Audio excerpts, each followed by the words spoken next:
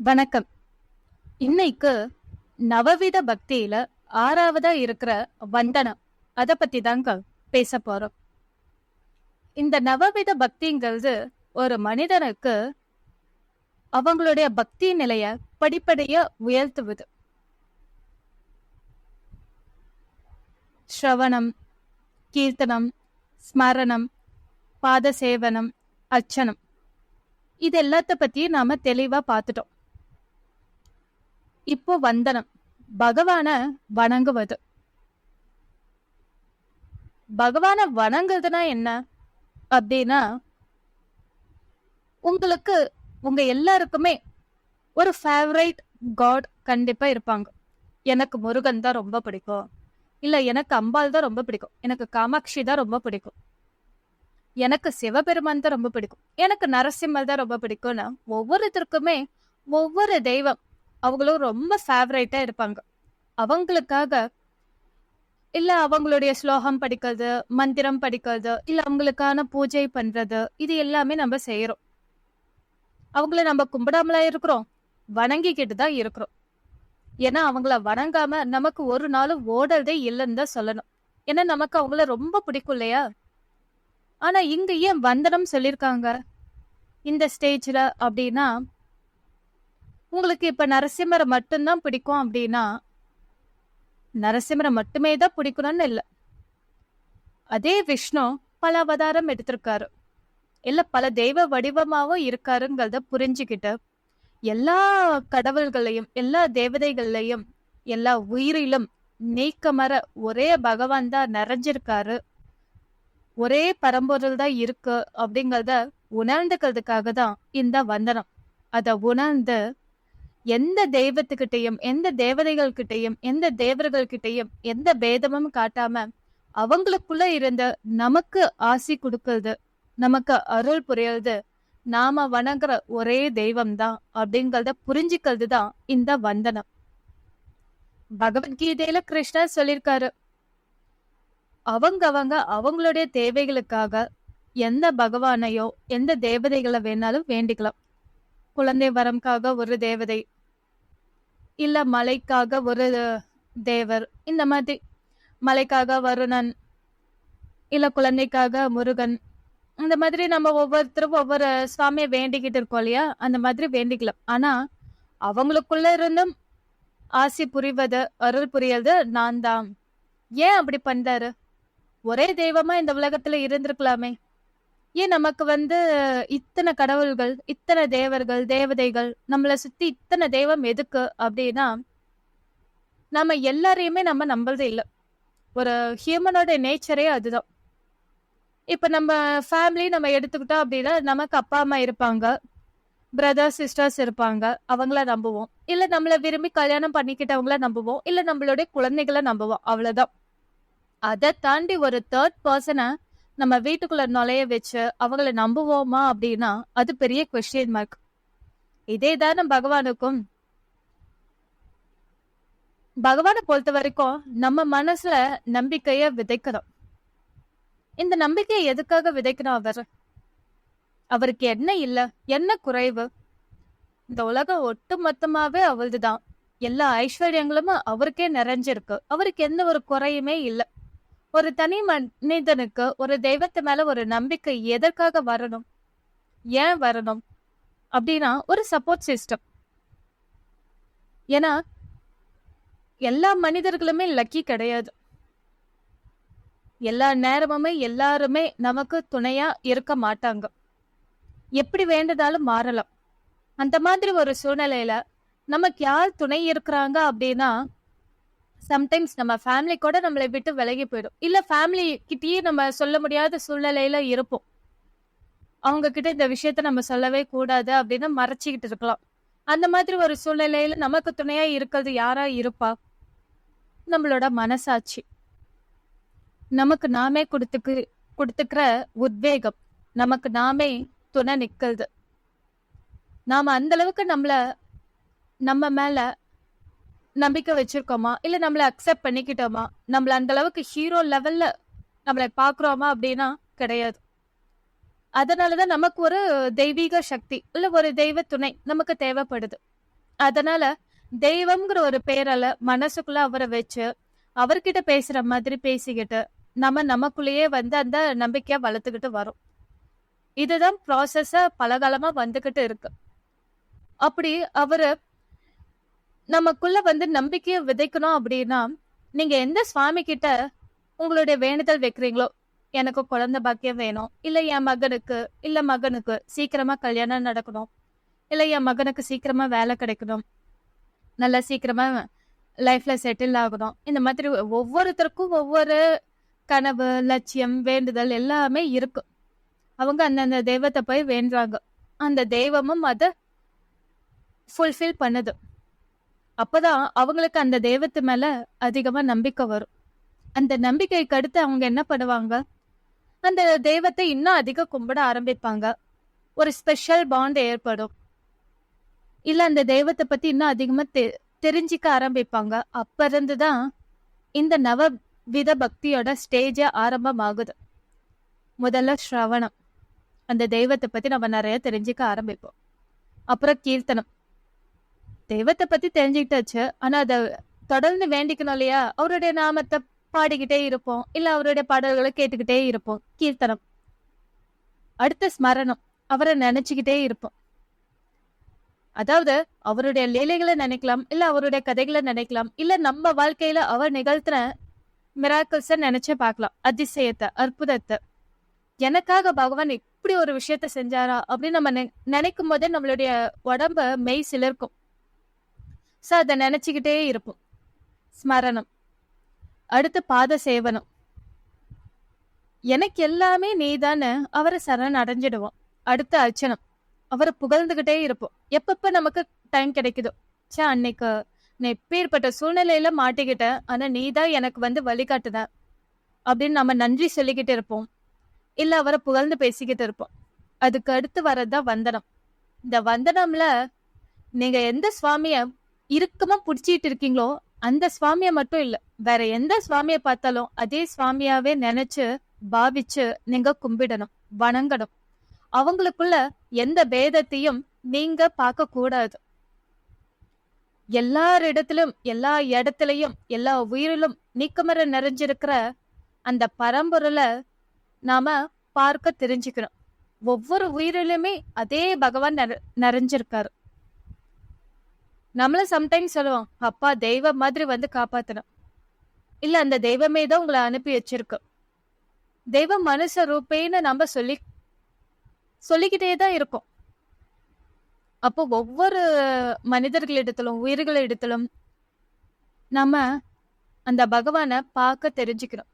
பார்க்கறது மட்டும் இல்ல, வணங்க தெரியணும். நாம இப்ப எல்லாம் வந்து கோவிலுக்கு போகிறது அதிகம் ஆயிடுச்சு. இப்ப எல்லாம் வந்து ஒரு யாத்திரை மாதிரியே போக ஆரம்பிச்சிட்டோம். பல விதமான கோவில்களுக்கு அப்படி தொடர்ந்து, ஏன்னா இந்த ஒரு லொகேஷன், ஒரு பர்டிகுலர் லொகேஷன் எடுத்துக்கிட்டு அந்த சுத்தி இருக்கிற 10-15 கோவில்களை ஒரே நாள தரிசனம் பண்ணிடணும் அப்படின்னு. அப்ப அந்த லொகேஷன்ல பாத்தீங்க அப்படின்னா எல்லா விதமான தெய்வங்களும் இருக்கு. ஏன் ஒரு கோவிலுக்குள்ளேயே எல்லா விதமான தெய்வமும் இருக்கு. சிவன் கோவில் எடுத்துக்கிட்டீங்கன்னா விஷ்ணு இருப்பாரு, முருகன், பிள்ளையார், எல்லா சுவாமியுமே இருக்காங்க. ஏன் அந்த மாதிரி ஒரு கோவிலுக்குள்ள இத்தனை தெய்வம்? சிவன் கோவில் எடுத்துக்கிட்டா சிவன் மட்டுமே இருக்கக்கூடாதா? சரி, மனைவியோட இருக்கலாம், இல்ல அவங்களோட மகனோட இருக்கலாம். ஆனா ஏன் விஷ்ணு? ஏன் இந்த மாதிரி பல பேதங்கள்? ஏன் நவகிரகம் இருக்கு?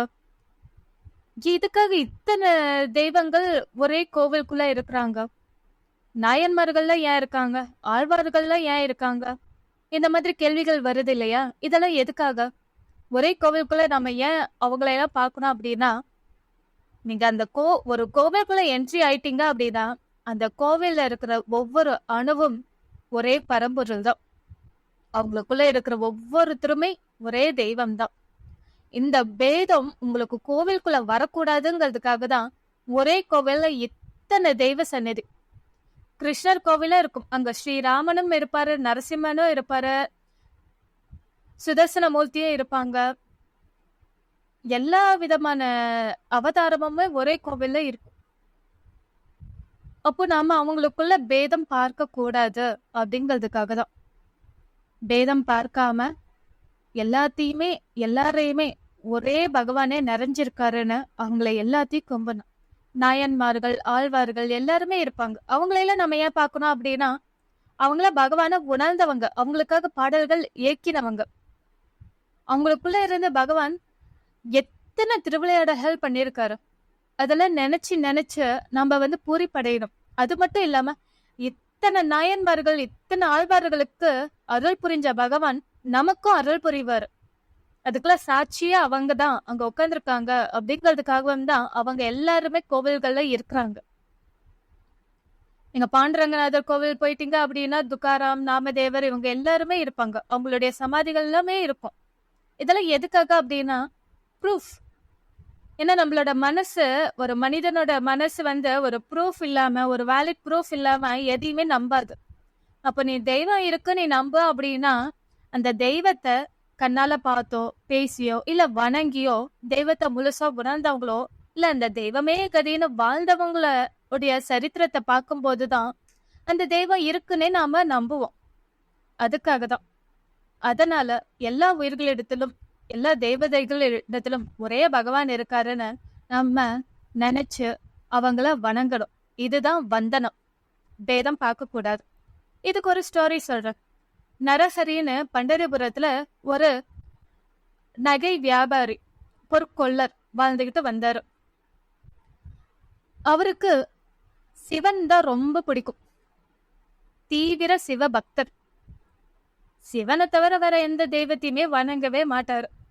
பண்டரிபுரம்னாவே நம்ம எல்லாருக்குமே பாண்டுரங்கனை தானே ஞாபகத்து வரும். அப்ப அந்த பாண்டுரங்கனை கூட அவரு திரும்பி கூட பார்க்க மாட்டாராம். அப்பேற்பட்ட சிவபக்தர். பாண்டுரங்கனோட பேரை கூட கேட்க மாட்டாராம். ஒரு வெறுப்பு. எந்த அளவுக்கு சிவனை வேண்டி காதலிச்சாரோ அந்த அளவுக்கு வெறுத்தாரு பாண்டுரங்கனை. அந்த சமயத்துல அதே ஊர்ல வாழ்ந்துகிட்டு வந்த ஒரு பிசினஸ் மேன். அவர் எவ்வளவுதான் கோடிக்கணக்கான செல்வம் இருந்தும் குழந்தை செல்வம் இல்ல. இந்த குழந்தை செல்வத்துக்காக பாண்டுரங்கனை தரிசிக்க வந்தாரு. பாண்டுரங்கன் கிட்ட வேண்டிக்கிட்டாரு, பாண்டுரங்கா, இவ்வளவு சொத்து இருந்தும் குழந்தை செல்வம் இல்ல, எனக்கு ஒரு வாரிசு வேணும் இந்த குலத்தை தலைக்க அப்படின்னு மனசார வேண்டிக்கிட்டாரு.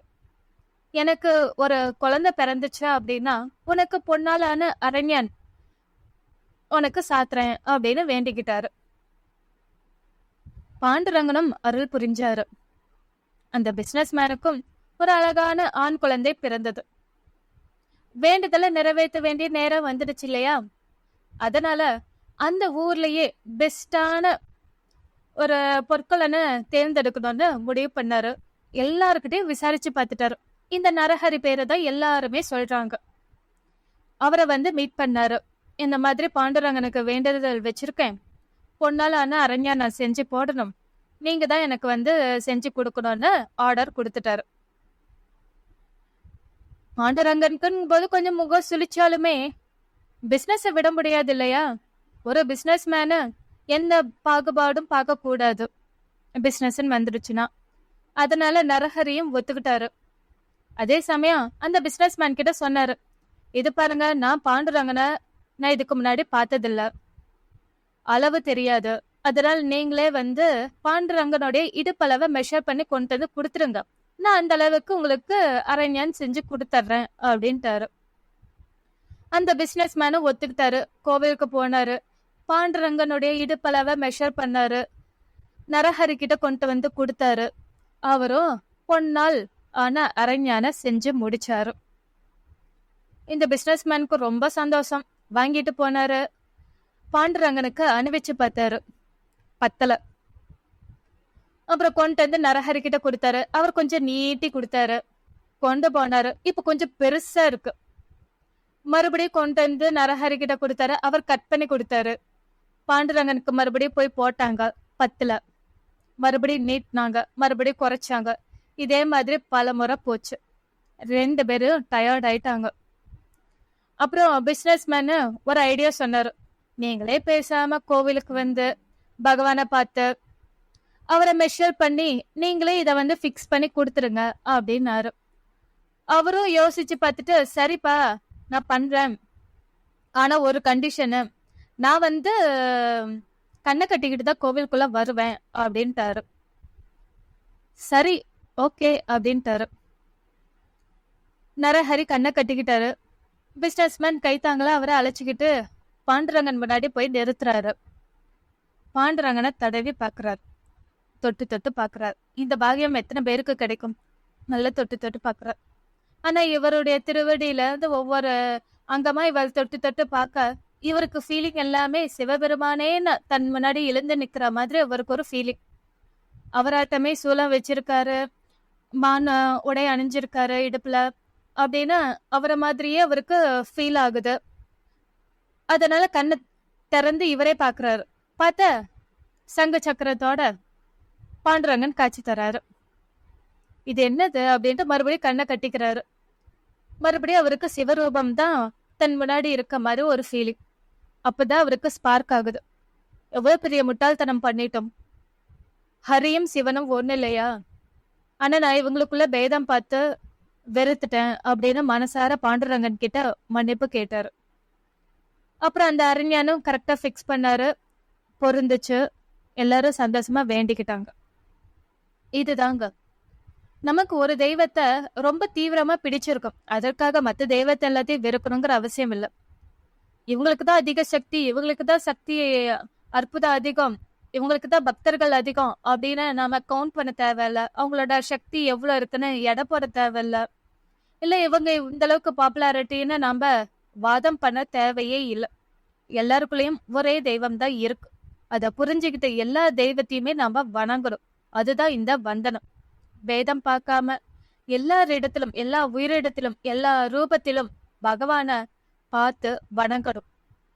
அப்பதான் நாம ஒரு மனிதனிடத்துல நம்ம பகவான் இருக்காருன்னு புரிஞ்சுக்கிட்டோம் அப்படின்னா அந்த மனிதனை நாம ஹர்ட் பண்ண மாட்டோம், துன்புறுத்த மாட்டோம்.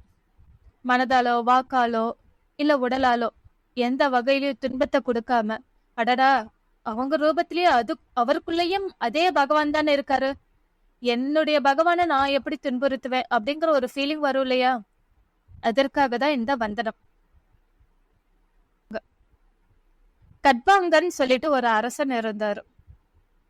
அவர் இந்திரனுக்கு இந்த அசுரர்களோட நடந்த சண்டையில அவர் ஹெல்ப் பண்ணாரு, ஜெயிக்கிறதுக்காக நிறைய சண்டை போட்டாரு, இது பண்ணாரு. அதனால இந்திரன் ரொம்ப சந்தோஷப்பட்டாரு. கட்பாங்கன் கிட்ட, உனக்கு ஏதாவது நான் செய்யணும்னு ஆசையா இருக்கு, எதுனாலும் நீ கேளு, நான் கண்டிப்பா உனக்கு செய்யறேன் அப்படின்னு இந்திரன் சொல்றாரு.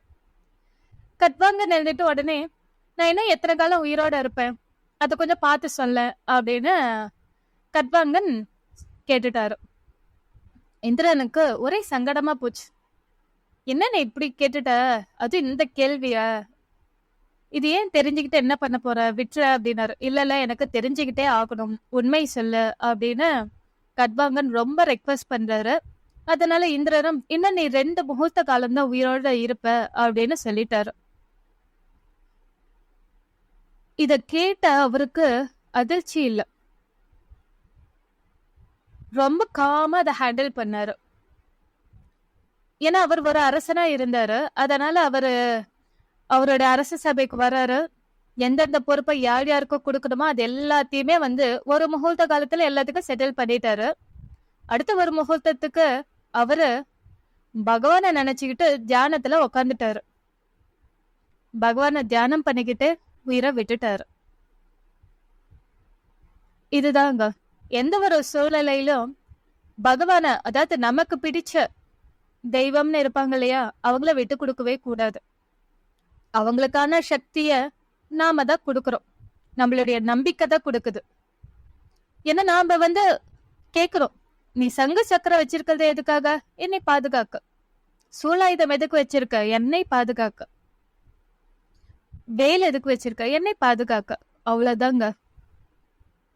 நாம அப்பப்ப அர்ச்சனம் சொன்ன இல்லையா, அவரை பிரைஸ் பண்ணிக்கிட்டே இருக்கணும். நீ இதெல்லாம் சும்மா வச்சுக்கிட்டு நின்றுட்டு இருக்கல, எனக்காக தான் வச்சிருக்க அப்படின்னு நாம அவருக்கு ஞாபகப்படுத்திக்கிட்டே இருக்கணும். நம்ம ஞாபகப்படுத்தினாலும் படுத்தலைனாலும் ஒன்ஸ் பாத சேவனை மூலமா அவரை முழுமையா சரணாகதி அடைஞ்சிட்டா அவர் நம்மள பார்த்துப்பாரு. கண்ணை இமை பாதுகாப்பது போல. அதனால எந்த தெய்வத்தை கும்பிட்டாலும் சரி, அவங்களுக்குள்ள எந்த பேதத்தையும் பார்க்காம, இவங்க சின்னவங்க, இவங்க பெரியவங்க, இவங்களுக்குள்ள பேதம் இதெல்லாம் வேண்டாம். ஓடிக்கிட்டே இருக்க வேண்டாம். ஜம்ப் பண்ணிக்கிட்டே இருக்க வேண்டாம். தெய்வம் தெய்வமா எந்த தெய்வம் தான் என்னுடைய ஆசையை நிறைவேத்துன்னு ஓடாதீங்க. நான் சொன்ன மாதிரி உங்களுக்கு ஒரு தெய்வம் உங்களுடைய வேண்டுதலை நிறைவேற்றணும் அப்படின்னா நீங்க தான் இந்த இடத்த கொடுக்கணும். ஒருத்தர் மூச்சு விடுறதுக்கு கூட இடமே இல்லாம நீங்களே எல்லாத்தையும் திங்க் பண்ணுங்க, நீங்களே ஆக்ஷன் எடுக்கிறீங்க, எல்லாமே பண்ணிட்டீங்க அப்படின்னா தெய்வம் எதுக்கு சொல்லுங்க? அப்போ அவருக்கான அந்த இடத்த ஸ்பேஸ கொடுக்கணும், டைம கொடுக்கணும். அப்பதான் அது மட்டும் இல்லாம உங்களுடைய நம்பிக்கைய முழுசா வைக்கணும். நீங்க நல்லா யோசிச்சு பாருங்க. இப்ப ஒரு கணவன் தன் மனைவி மேல நம்பிக்கையே இல்ல அப்படின்னா, சந்தேகப்படுறா அப்படின்னா, ஒரு மனைவி கணவனுக்கு அவங்களுடைய தேவைகளை நிறைவேற்றுவாளா? கிடையாது. இதே மாதிரிதான் போகும். நம்ம யார் மேல முழுசா நம்பிக்கை வைக்கிறோமோ அப்பதான் அவங்க நம்ம கிட்ட நெருக்கமாவாங்க. அப்பதான் நம்மளுடைய தேவைகளை பூர்த்தி பண்றதுக்கு, இல்ல நாம நல்லா இருக்கணுங்கிறதுக்காக நாம யோசிக்காததையும் அவங்களே யோசிச்சு எல்லாத்தையுமே செய்ய ஆரம்பிப்பாங்க. ஒரு தாய் எப்படி தனக்கு 3 இல்ல 4 5 குழந்தைங்க இருந்தாலும் 5 குழந்தைங்களையும் ஒரே மாதிரி தான் ட்ரீட் பண்ணுவாங்க. 5 குழந்தைங்களுக்கும் தேவை வெவ்வேறு இருக்கும். அந்த வெவ்வேறையும் தெரிஞ்சுக்கிட்டு ஒரு தாயால எப்படி ஃபுல்ஃபில் பண்ண முடியுது? அதே மாதிரிதான் பகவானுக்கும் தெரியும் நமக்கு என்ன தேவை, அது எப்ப எப்ப கொடுக்கணும்னு. உடம்பு சரியில்லாதவனுக்கு போய் இனிப்பு இல்ல அறுசுவை உணவு போட்டு நீ சாப்பிடுன்னு கொடுக்க முடியாது. நீ தானப்ப நேத்து ஆசைப்பட்ட நல்ல தலவாழை இலை போட்டு அறுசுவை உணவு சாப்பிடணும்னு நான் கொண்டு வந்துட்டேன், உன் ஆசையை நிறைவேற்றுறேன் அப்படின்னு கொண்டு போய் உடம்பு சரியில்லைன்னு படுக்கையா இருக்கிறவன் கிட்ட நம்ம போய் உணவை கொடுக்க முடியாது. ஏன்னா அது அவனுக்கு கெடுதல். அதே மாதிரி நல்ல ஆரோக்கியமா இருக்கிறவன் கிட்ட இல்லப்பா நீ இதெல்லாம் சாப்பிடக்கூடாதுன்னு அவளை நம்ம ரெஸ்ட்ரிக்ட் பண்ணிக்கிட்டே இருக்கக்கூடாது. அப்ப என்ன அர்த்தம்? ஒருத்தனுக்கு தேவை என்னன்னு அறிஞ்சு எந்த நேரத்துல தேவைன்னு அறிஞ்சு கொடுக்கறதுதான் தாயோட வேலையும் அந்த மாணவனுடைய வேலையும் பகவானோட வேலை. அவர் பார்த்துப்பாரு. அதனால முழு நம்பிக்கையோட அவரை வணங்குங்க. அவரை எந்த ரூபத்துல நீங்க பார்த்தாலும் சரி, எந்த தெய்வீக ரூபத்துல பார்த்தாலும் சரி, இல்ல எந்த குரு ரூபத்துல பார்த்தாலும் சரி, அவங்களிடத்துல பேதம் பார்க்காம எல்லா வடிவத்திலுமே ஒரே இறைவன் தான் இருக்காருன்னா மனசார ஏத்துக்கிட்டு எல்லாரையும் சமமா பாவிச்சு வணங்கணும். அதுவே வந்தனம். தேங்க்யூ.